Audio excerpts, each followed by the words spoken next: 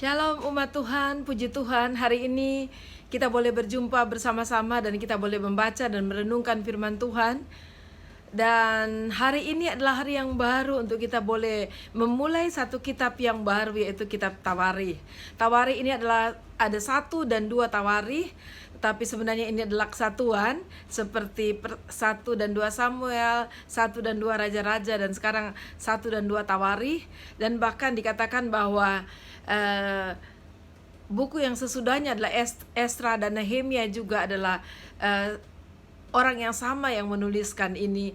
Dan mari kita sama-sama melihat di dalam firman Tuhan satu perkara yang saya sadari pada saat saya mulai membaca dan mempelajari. Dan kita tahu bahwa Allah kita adalah Allah yang setia, dan bahkan Allah yang sangat sabar mengajar umatnya. Dan kita tahu bahwa 1 dan 2 Tawarikh ini ditulis pada masa mereka sudah selesai dalam masa pembuangan orang Israel dan Yehuda, dan mereka memulai kembali ke Yerusalem dan kembali ke Israel, ke tanah perjanjian yang Tuhan sudah berikan kepada mereka. Dan disinilah satu keperluan agar mereka dapat mengenali sejarah pada awalnya bangsa Israel itu dimulaikan oleh Tuhan.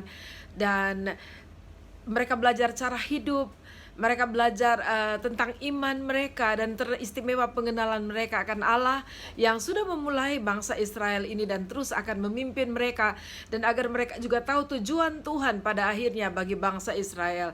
Bahkan kita melihat di kitab Tawarikh ini berbicara juga soal silsilah manusia dari kitab Kejadian.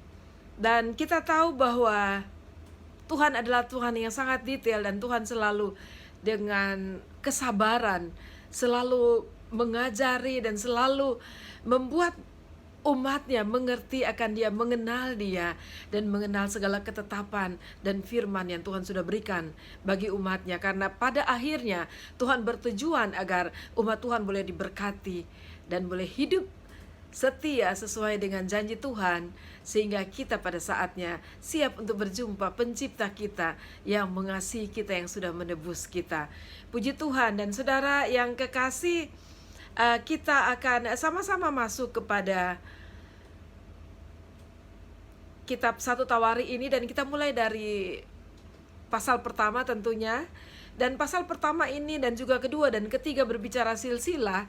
Dan di pasal yang pertama ini berbicara silsilah dari Adam dan Hawa. Dan ayat satunya sudah berkata hanya 3 nama saja di ayat yang pertama, yaitu Adam, Set, Enos. Dan kita tahu bahwa itu keturunan dari Adam, dan siapa lagi ya, dia adalah manusia yang pertama.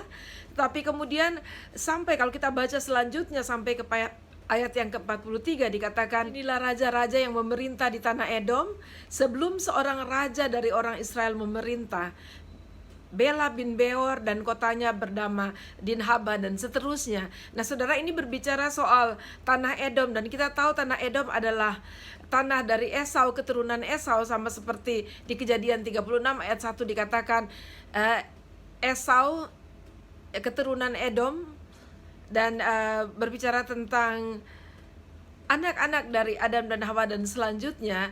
Lalu kemudian sampai kepada pasal 2 kita melihat adalah berbicara tentang anak-anak Yakub, karena dikatakan di pasal ayat yang pertama dari pasal yang kedua, inilah anak-anak Israel. Kalau kita tahu Israel adalah Yakub, dan dikatakan Ruben, Simeon, Lewi, Yehuda, Isakar, Sebulon, dan Yusuf, Benyamin, Naftali, Gad, dan Asyer. Dan selanjutnya berbicara tentang Israel, anak-anak Yakub, dan selanjutnya. Dan kalau saudara baca terus sampai ke ayat yang ke-11 dikatakan Nahason memperanakan Salma, dan Salma memperanakan Boas. Dan kita melihat berlanjut terus ya saudara. Dan kita tahu kalau sudah sampai ke Boas itu akan sampai kepada Daud. Dan pasal yang ketiga kita baca ayat yang pertama dikatakan, inilah anak-anak Daud yang lahir bagi dia di Hebron. Anak sulung ialah Amnon dari Ahinoam perempuan Yisril. Anak yang kedua ialah Daniel dan Abigail perempuan Karmel, dan seterusnya. Dan ayat yang kelima dikatakan inilah yang lahir bagi dia di Yerusalem. Silmea, Sobab, Nathan, dan Salomo, 4 orang dari Batsyua binti Amiel. Dan kalau sudah berbicara soal Salomo, saudara sudah tahu Salomo adalah raja selanjutnya sesudah Daud. Lalu berbicara terus keturunan Raja Daud yang menjadi raja, dan selanjutnya sampai ke pasal di ayat yang ke-15 dikatakan anak-anak Yosia, anak sulung ialah Yohanan, anak yang kedua ialah Yoyakim, anak yang ketiga ialah Sedekia, dan anak yang keempat ialah Salum. Keturunan Yoyakim ialah Yekonya, anaknya itu, dan anak orang ini ialah Sedekia, dan selanjutnya. Dan saudara tahu itu adalah raja-raja terakhir kerajaan Yehuda sebelum masa pembuangan ke Babel, dan kemudian sampai kepada masa pembuangan. Dan kita melihat di sini bagaimana Allah adalah Allah yang setia. Dan kemarin kita sudah berbicara soal bagaimana Yoyakin akhirnya mendapat kasih karunia dan diboleh hidup dan makan semeja dengan raja Babel, dan juga dia dipelihara, dia sudah dapat memakai pakaian kebebasan, bukan pakaian tahanan. Dia sudah memakai pakaian kebebasan, lalu kemudian dia diberikan jabatan, lalu dia dipelihara, dikatakan dia dibiayai semua keperluan hidup sehari-hari.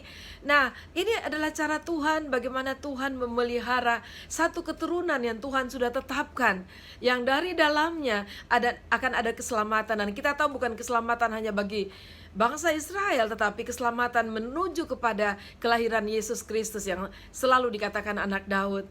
Karena itulah tujuan Tuhan, bukan untuk satu kelompok saja, tetapi semua manusia, agar kita boleh diselamatkan dan kita semua boleh berbahagia bersama pencipta kita, yaitu Tuhan yang mengasihi kita. Walaupun manusia sudah jatuh di dalam dosa, tetapi kasih dan kesabarannya dan kesetiaannya kepada janjinya untuk menyelamatkan manusia itu tetap berlangsung. Puji Tuhan, mari tetap semangat membaca firman Tuhan. Mari buka hati terus dan jadilah umat Tuhan yang suka belajar dan suka diajar, memiliki hati yang mau diajar oleh Tuhan kita. Tuhan Yesus memberkati.